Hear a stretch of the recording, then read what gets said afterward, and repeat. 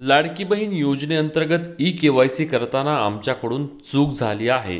आता आमचे योजनेचे पुढचे पैसे बंद होणार का?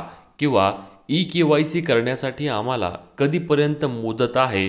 आम्ही आमची ई-के.वाय.सी कोणत्या पद्धतीने करू शकतो? असे विविध प्रश्न ई-के.वाय.सीच्या निमित्ताने लाडक्या बहिणींना अजूनही आहेत. आणि या सर्व प्रश्नांची उत्तरे आपण आजच्या व्हिडिओच्या माध्यमातून जाणून घेणार आहोत. त्याच्यामुळे व्हिडिओ शेवटपर्यंत पहा. चॅनलवर नवीन असल्यास चॅनलला सबस्क्राईब करायला आणि तुम्ही फेसबुक पेजवर पाहत असल्यास आपल्या पेजला फॉलो करायला विसरू नका, जेणेकरून या सर्व अपडेट तुमच्यापर्यंत योग्य पद्धतीने आणि सर्वात आधी मिळणार आहेत. तर नमस्कार मित्रांनो, मी विराज आणि स्वागत आहे तुमचं आपल्या हक्काच्या चॅनलमध्ये. तर मित्रांनो, याबाबत बोलायचे झाल्यास लाडकी बहीण योजनेची ई-के.वाय.सी करताना जास्त काही तुम्हाला शक्कल लावायची नव्हती. यामध्ये तुम्हाला सुरुवातीला वेबसाईटवर गेल्यानंतर लाभार्थीचा आधार क्रमांक टाकवायचा होता.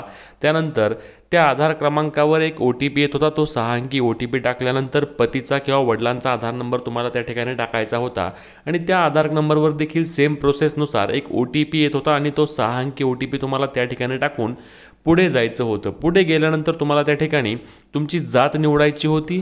जात निवडल्यानंतर तुम्हाला खाली 2 प्रश्न होते. या दोनही प्रश्नांमध्ये तुम्हाला जी काही खरी माहिती असेल ती खरी माहिती द्यायची होती. खरी माहिती म्हणजे बघा, यामध्ये पहिल्या प्रश्नामध्ये काय सांगितलं होतं की तुमच्या कुटुंबामध्ये कोणतेही व्यक्ती सरकारी नोकरी, मग केंद्राची असेल, राज्य सरकारची असेल किंवा इतरही असतील, या सरकारी विभागामध्ये कामाला आहे का? किंवा सेवानिवृत्तीनंतर पेन्शन घेतात का? आता यामध्ये प्रश्न असा होता की घेत नाहीत, म्हणजे लक्षात घ्या, तुम्हाला त्या ठिकाणी तुमच्या घरामध्ये जर कोणी या योजनेअंतर्गत किंवा तुमच्या घरामध्ये कोणीही जर पेन्शन घेत नसेल तर तुम्हाला त्या ठिकाणी होय म्हणायचं होतं. आणि दुसरा प्रश्न होता की तुमच्या कुटुंबामध्ये एक विवाहित आणि एक अविवाहित दोनच महिला लाभार्थी आहेत का? या ठिकाणी देखील तुम्हाला होय म्हणायचं होतं आणि तुम्हाला तुमचा फॉर्म सबमिट करायचा होता. परंतु यामध्ये ट्रिकी प्रश्न असल्यामुळे काही लाडक्या बहिणींकडून प्रश्नांचे उत्तर देताना काही ठिकाणी नाही निवडलं गेलं आणि काही लाडक्या बहिणींकडून तर यामध्ये जात प्रवर्ग चुकला गेला.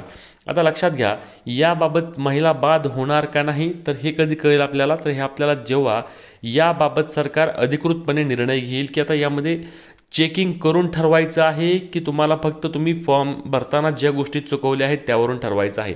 तर यामध्ये स्पष्टपणे चेकिंग करूनच ठरवलं जाईल. म्हणजेच की जरी तुमचा ई-के.वाय.सी करताना काही चूक झाली असेल तरी देखील सरकारकडून याबाबत छाननी प्रक्रिया होईल आणि मगच निर्णय घेतला जाईल. म्हणून तुम्हाला जास्त काळजी करण्याची आवश्यकता नाही. हो, परंतु तुमच्या कुटुंबामध्ये खरंच कोणी नोकरीला असल्यास तुम्हाला पैसे मिळणार नाहीत. तुमच्या कुटुंबामध्ये कोणी टॅक्स भरत असेल तरी देखील पैसे मिळणार नाहीत. 4 चाकी वाहन असेल तरी देखील पैसे मिळणार नाहीत. त्यासोबतच तुमच्या कुटुंबामध्ये एका रेशनिंग कार्डवर 2 पेक्षा जास्त, म्हणजेच की एक विवाहित आणि एक अविवाहित अशा 2 आणि त्यांच्यापेक्षा जास्त लाडक्या बहिणी जर योजनेचा लाभ घेत असतील तर त्यांना देखील योजनेतून यापुढे अपात्र केले जाईल. त्यांना देखील पैसे येणार नाहीत. म्हणून तुम्ही ई-के.वाय.सी जरी केली असेल तरी देखील या अटी व निकषांमध्ये तुम्ही पात्र असणे आवश्यक असणार आहे. अन्यथा तुम्हाला योजनेचे पुढचे पैसे मिळणार नाहीत. यामध्ये कोणत्याही प्रकारची शंका नाही.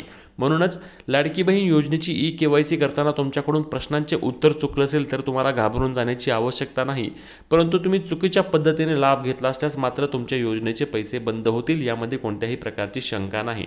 आता योजनेचा ऑक्टोबर महिन्याचा पैसा किंवा ऑक्टोबर महिन्याचा हप्ता कधी येणार तर लक्षात घ्या, ऑक्टोबर महिन्याच्या हप्त्याची प्रक्रिया आता सुरू झाली असून येत्या काही दिवसांमध्ये लाडक्या बहिणींच्या बँक खात्यावरती पैसे जमा होणार आहेत. यामध्ये कोणत्याही प्रकारची शंका नाही. ई-के.वाय.सी झाली नसेल तरी देखील तुम्हाला ऑक्टोबर महिन्याचे पैसे जमा होणार आहेत.